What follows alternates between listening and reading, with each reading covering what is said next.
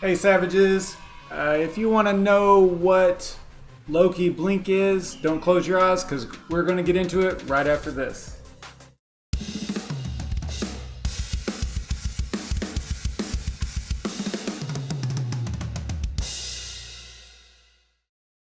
Welcome to the SavageMine YouTube channel. If this is your first time here and you want to learn more about crypto mining and crypto related projects, you can get an almost daily dose of it just by clicking the subscribe button and the notification bell right now so you don't miss out on anything. I typically only stream every weeknight at 9:30 Eastern Standard Time, typically not on the weekends. But you should also follow me on Twitter because over there it's super boring, but I do keep you updated on what's going on with this YouTube channel, and sometimes I run polls to help decide what we'll be looking at on the live stream, so it's interactive, and sometimes you can help determine what the show is going to be about that night. So be sure to follow me over there as well. Let's take a quick look at what I am mining. You guys are always interested in that, it seems like, and I am still mining Rio on the GPUs here at the house. Each rig is like, this is 6 GPU NVIDIA rig mining Rio with all GPUs. The processor on the motherboard is mining Monero XMR, not very efficiently. It's just a Celeron, so it's pretty much junk, and I was just kind of playing around with it to see if I could get it to work, and it's been really steady since I set that up. If you want to check out the flight sheet and what it actually looks like and how to do that, I do have videos on this on my channel, but I'll just show you real quick here so you can see how there's 2 miners in here. If you're familiar with Hive OS at all. So this is what it looks like. So you would just add, if you have your one flight sheet set up, you could just click add miner, put in the other miner. It has to be, I think it has to use a different miner, so you can't use 2 XMR stacks in here, right? I believe that's one of the rules, or one of the technological limitations there. And as far as the miner config, I went through all this in previous videos, like look at my Rio videos. Back then I was calling it Rio, so just ignore that part. But I went over all this in the Rio videos, so check those out if you're interested in that kind of stuff. All right. And then on the shared rigs, the co-owned rigs, I am still mining, or we are still mining CCX over there.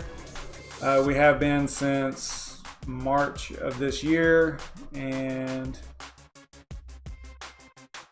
still going strong over there. So not a big deal, same old stuff, no real news over there on that front. Let's take a quick look at the market also. I'm not really interacting with the chat if anybody's in here just yet. I'm going to look at some things first before I check the chat. Yeah, I mean, it doesn't look as bad as it did yesterday, but we're still down some percentages. And actually, earlier today, all of the alts were actually pumping a little bit. They were actually going up. There was a lot of green over here with BTC still pulling down a little bit. So I was kind of interested in that. Look at the watch list. Raven was, up a little bit today. That's good. AION up a little bit. Pretty much everything else down. Yeah, CCX is getting murdered, but it's frustrating. It's such a good project, and I hate to see them getting killed like that because obviously. I have a bag of CCX, having mined it for many months over here and seen it go from 6 cents to 85 cents, and then now it's down to 13 cents. So pretty rough go at it over there on the CCX side, but I'm not worried at all. I am good to go. So if y'all want to look at any other shitcoins or anything, just let me know in the chat and I will pull them up here on CoinMarketCap Oh, actually, let's go through the list. I forgot to do that. So let's go through, got off track a little bit. We'll look at CCX. We just talked about that, kind of down a little bit. Today, 14 cents roughly. Let's look at Raven. We kind of took a look at that already as well, kind of holding strong there. XWP swap down a little bit, or down quite a bit. Yeah, down to 6 cents still on swap. Rio's under 2 cents. Another just super project. I hate to see them down there like that. Let's look at Loki, because we're going to be talking about Loki today or tonight. Sitting around 30 cents. They actually hung in there really well through that bloodbath that we had yesterday. They stayed right around 30 cents. So it's actually kind of good to see that they're holding strong, because you know they had that 300% pump from, I think it was like 14 cents up to, what was it? I think they got up to like 45 or 50, maybe even higher. I don't know. I don't remember let's look at their all-time high here. Did they really get up to $1? Oh, that was in April. Okay, so, yeah, I don't know where they got to here. Recently, it looks like they were at 30 something cents. Oh, I thought they went higher than 30 something cents. Okay, so yeah, right here. So 50. It says they spiked up to like 56, but I don't know. I mean, maybe. Okay. So anyway, you know, it was good to see that they hung in there through yesterday. I mean, they did dip a little bit, but still hanging in there. So good to see. All right, let's look at Zell. Haven't checked on Zell today. Down just a tad, okay. Let's look at Veil. Actually up a little bit. Maybe one of the only ones. And then Arrow, but they're not on here yet. And Bitcash. Oh, Bitcash had a good day.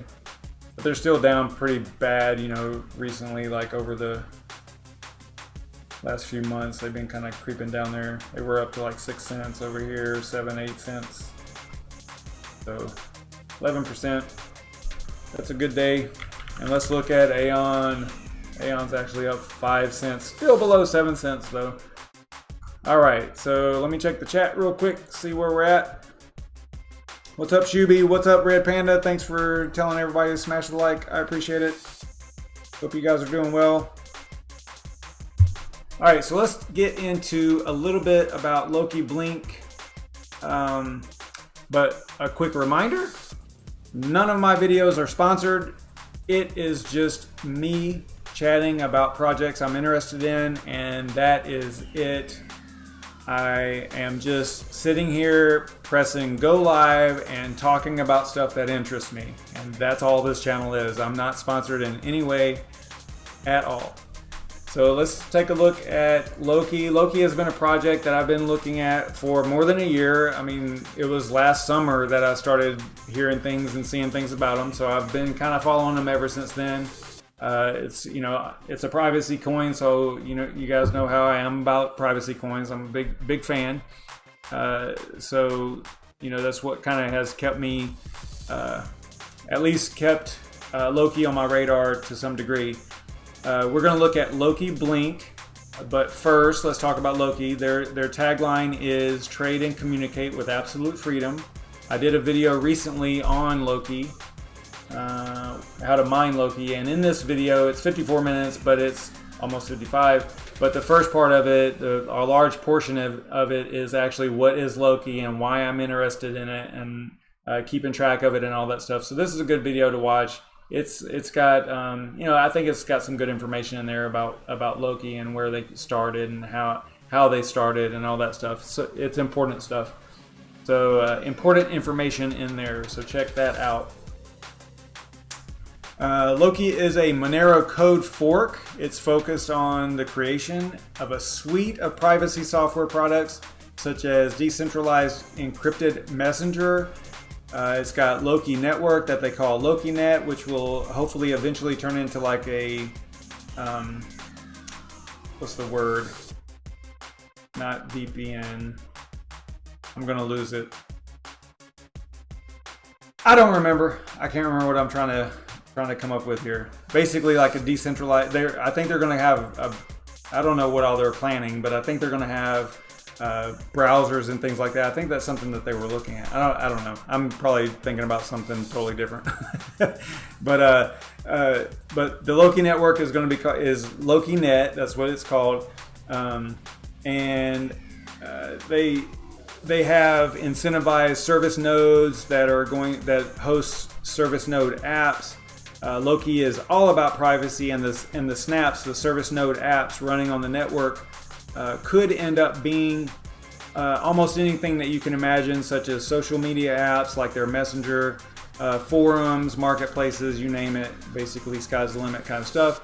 Their goals lean toward completely private interaction with the internet using many types of platforms and services. So that's kind of like, they're all about privacy. They're all about freedom and of communications and all of that stuff. So if you want to look at a real quick video, we'll check this out real quick. This is a 2-minute video. I've played this before on what is Loki, but it's a really good, quick little overview of what Loki is about. So let's check this out.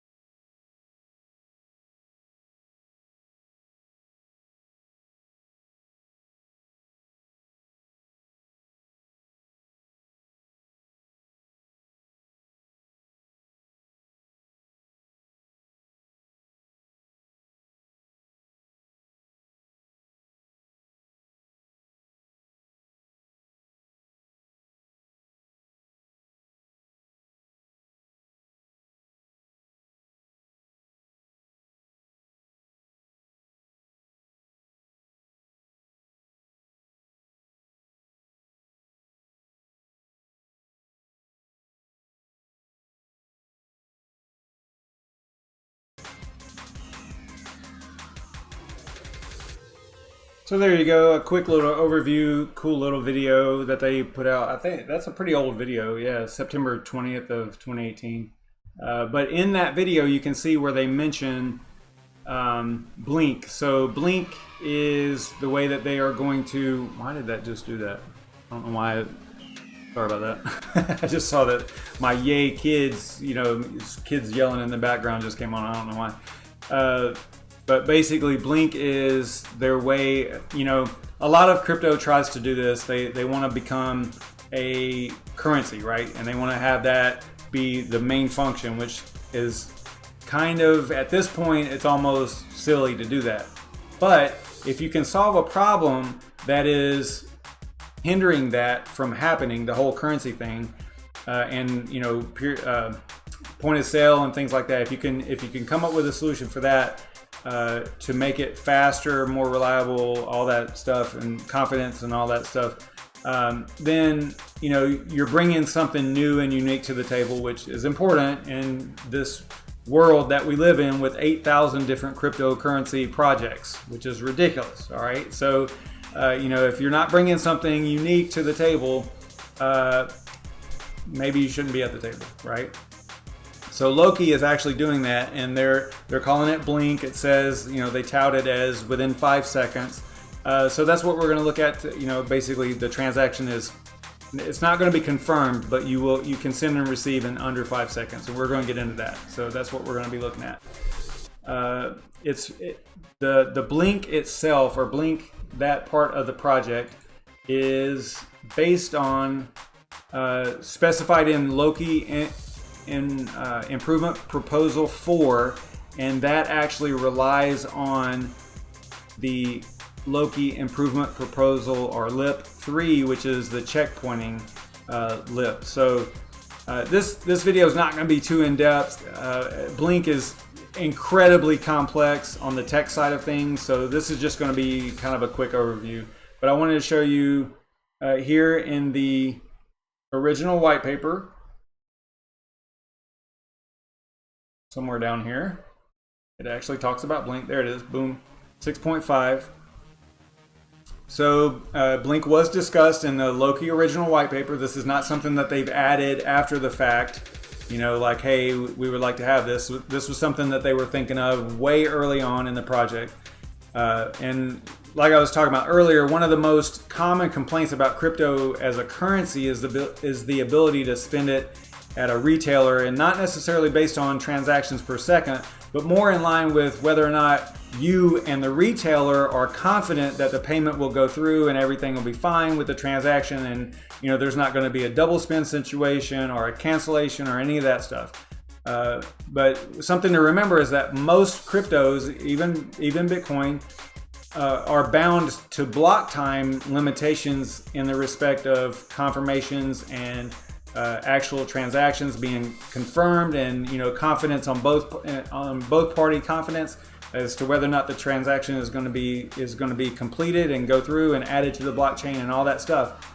BTC Bitcoin is 10 minutes, has 10-minute block times roughly, and if you want to be safe, you know, with the transaction, you have to allow several confirmations, which could be, you know, depending on the application or the requirements of the transaction, it could be 30 minutes, it could be 60 minutes, or even more, depending on the mempool and whether or not they're behind on transactions, you know, how active everything is.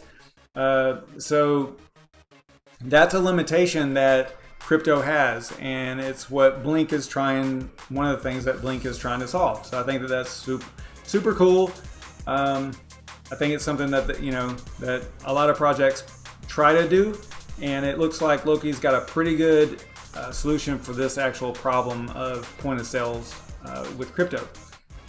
So most cryptos have block times that are a few minutes, so this point of sale is always an issue. It's incredibly inconvenient.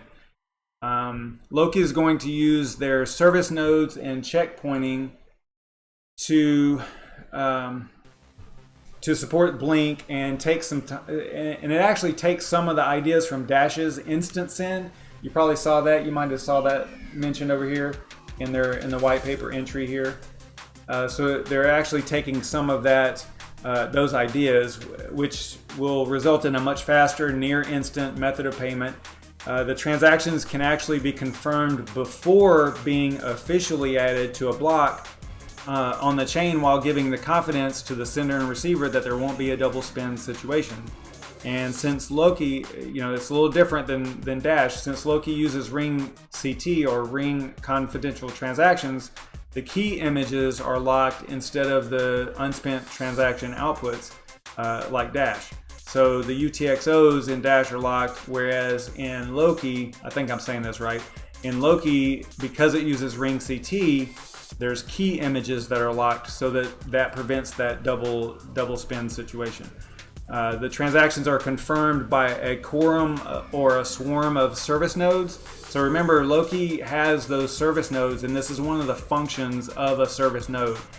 You know, this is not a project that was designed with master nodes getting 95% of the block rewards, and you know, you basically fire up a master node and you make all this money and then you exit, right? So that's not what this is about. This actually has a purpose. And if you're interested in a project that has service nodes or master nodes, there's a difference. I see a big difference in service nodes and master nodes. Service nodes actually perform a service, which is kind of why they have the name of service node. Master node is just like a staking situation where it just holds a certain amount of coins and provides a very limited amount of services. In the Loki network, you are seeing the service nodes used for a lot more than just the staking part of it. Another similar project is Zell. Zell has Zell nodes. They're using those nodes for functions on the network to make things better, more secure, faster, all those different things. And that is what Loki is also doing. So in that respect, I kind of see some similarities between the ideas behind Zell and Loki, which is probably why they both ended up on my top 10 list, you know, as far as like something I'm keeping my eye on. So yeah, cool stuff. Let's see. So if a double spend, back to my notes here, if a double spend was attempted on the Loki network, then it would have the same key image as the original transaction, and so the other service nodes are going to reject that, the whole quorum of service nodes. I think it's going to be 10 for a basic Blink transaction. So those service nodes, that quorum of service nodes, are going to reject that transaction. And you might be thinking, well, okay, so how's this going to work on the fee side of things? Because obviously, if it's instant or near instant, it's probably going to take a little bit more power from the service nodes, and it might cost more. And you're right, this Blink feature will require a higher fee, but at the same time, it's going to enable online sales, brick and mortar sales, and face-to-face transactions to go much smoother and with a much higher degree of confidence. And the recipient can even immediately what's called re-blink the transaction to another recipient.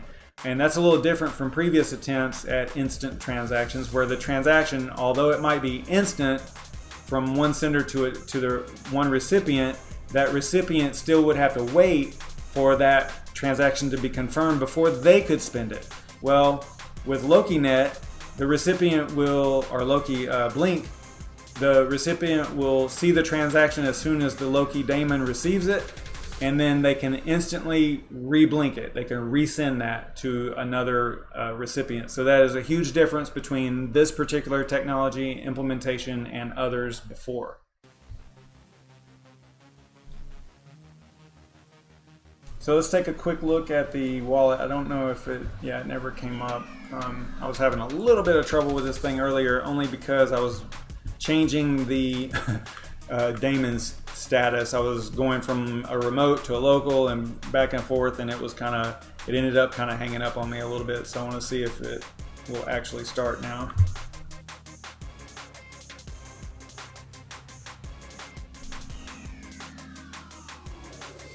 I'll let that rock for a minute. Let me see what y'all are up to. Yeah, it's not going to start. Okay. Let's see.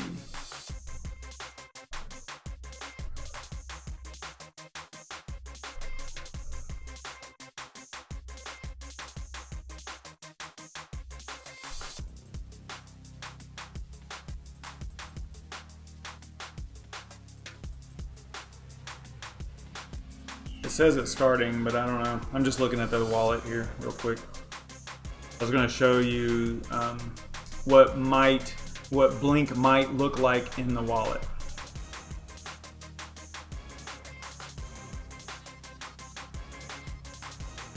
Alright, so it does say it started.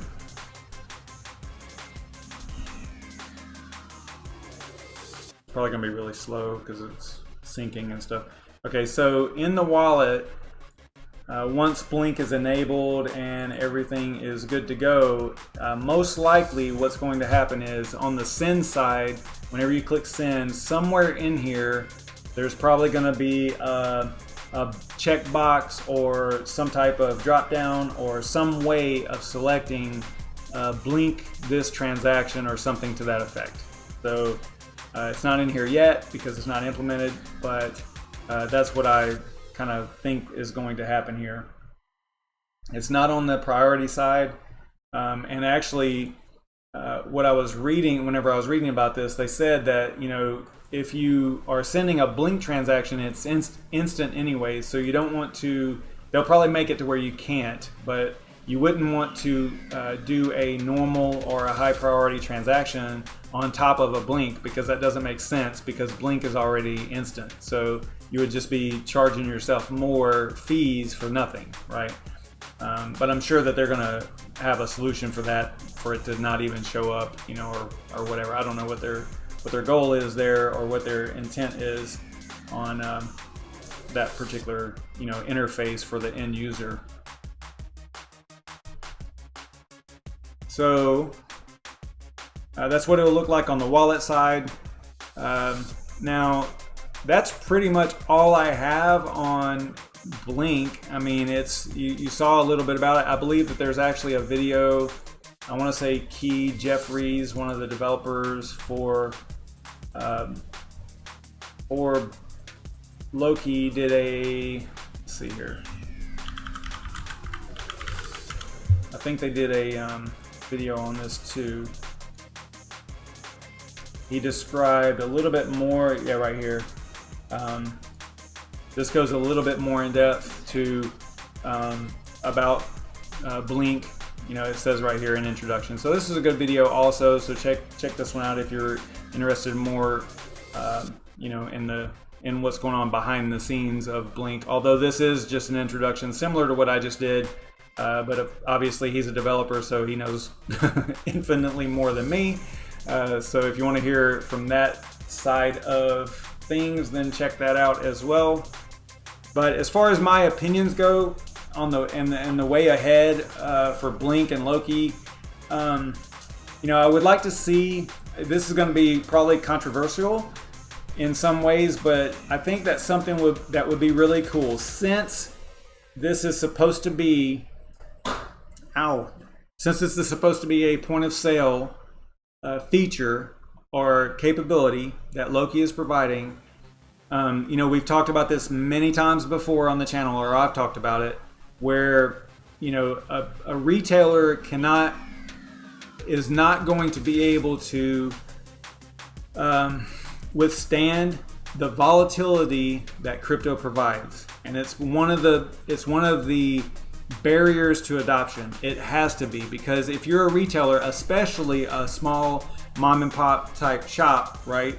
If you're going to be accepting crypto, you can't accept the crypto and then have it crash that night before you converted it to fiat or whatever you have to do to pay your bills. That is not going to work. It's just not. And it's one of the it's a huge barrier to adoption, especially on the small business side.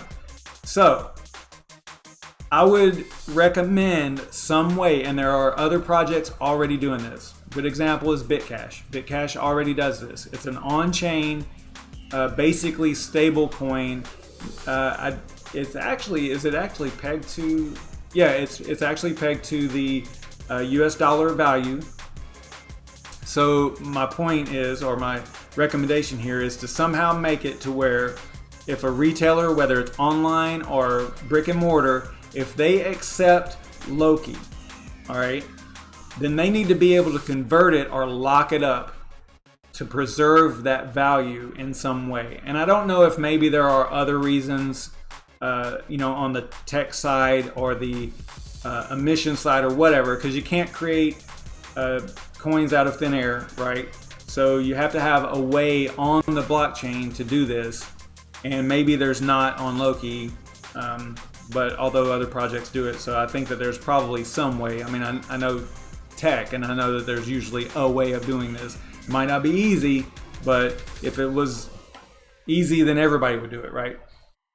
So I think that there needs to be a way of that being locked, that value being locked, so that they don't have to withstand the volatility of the crypto market itself, because you can only imagine if you were a small business, you accepted some crypto that night, all hell breaks loose, market crashes, whatever, and now you need to pay your bills, and you've got to convert something that you might have paid whatever it is you sold, a trinket or a necklace or whatever, you paid $50 for it, you sold it for $75, but then you accepted crypto for it, and that crypto crashed, and now it's $30, and you just lost $20 on a purchase that you just made yesterday, right? Or a sale that you just made yesterday. So that little scenario right there would play out, across the board with crypto, and it's not going to work. You have to have a way. It's too volatile right now. I just don't see it. I don't see the volatility going away. I mean, we look at what's going on in the market right now. So I think that is going to have to happen. I think that if you have a point of sale coin, or that you have a project that you want to be used as crypto, as currency, not as crypto because it is crypto, as currency, you have to have the ability to lock up that value. Just my opinion, but I think that's going to be huge, and I think it's super important for adoption. Let's see, what else? Another thing that I thought of whenever I was looking into this Blink situation with Loki is there would also, there's probably going to need to be some way of canceling. I know this sounds crazy for crypto, but there needs to be a way of canceling a transaction that should have been blinked that wasn't. For example, you're standing in line, you're at the teller, you're trying to pay, however this is going to work. I don't know the details of how that transaction is going to go, whether it's, from the phone, mobile, and you're, swiping something or QR code or whatever. Okay, so whatever the method is, you're trying to pay and you forget to click blink this transaction, right? Like we talked about earlier, now that's going to take minutes, tens of minutes, maybe even up to an hour before it's confirmed. So you probably would benefit from a way of, oh shoot, I needed to blink that. Let me cancel that, right? I know that sounds crazy in crypto, but I need to cancel that last transaction. If they can do this blink thing, they can do that too. It's just my take on it. So cancel that transaction, resend it as blinked, right? So that it is instant. Just my idea. I don't know. I'm probably crazy, but it just seems like that would be something that they might want to look at.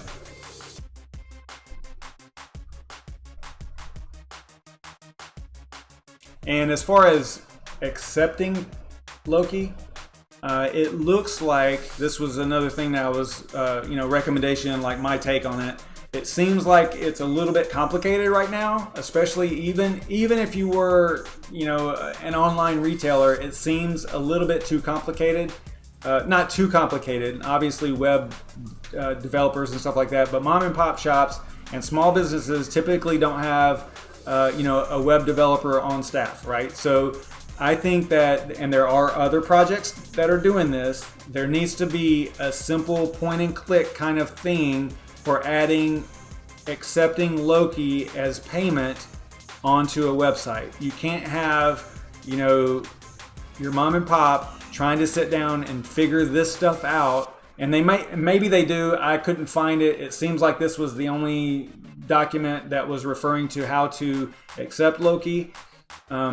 It's far more complicated than I think a small business would be willing to put forth the effort in order to make this work on their website if they have a website, and it's a small business. So I think that, there are, like I said earlier, there are projects that are working on different capabilities like that, like this, accepting their crypto on a website, but they make it super easy. Like copy this, paste it here, or, here's a little script and this will add it to the website. There's all kinds of, how to add a button to your website and all this kind of stuff. So, and there's also like the integration and the shopping cart, all that, which is probably in here. I didn't go through it line by line, but it's too complicated for non-techies, right? So, and you run into this sometimes whenever you have developers trying to interface with potential customers, And if you are creating a currency that is supposed to, or a crypto that is supposed to be used as a currency, you're going to have customers, and you need to figure this stuff out and get it right, because you're not going to have adoption if you're requiring people to have programming skills in order to implement and accept your crypto button, right? Just my take on it. All right, good grief. I'm kind of ranting and I'm going on, but I think that's it. That's all I got. So what is going on? Let me check the chat real quick, see what is up. Everybody dropped out of here, I guess. There's still 5 people in here, but nobody's talking. I don't know.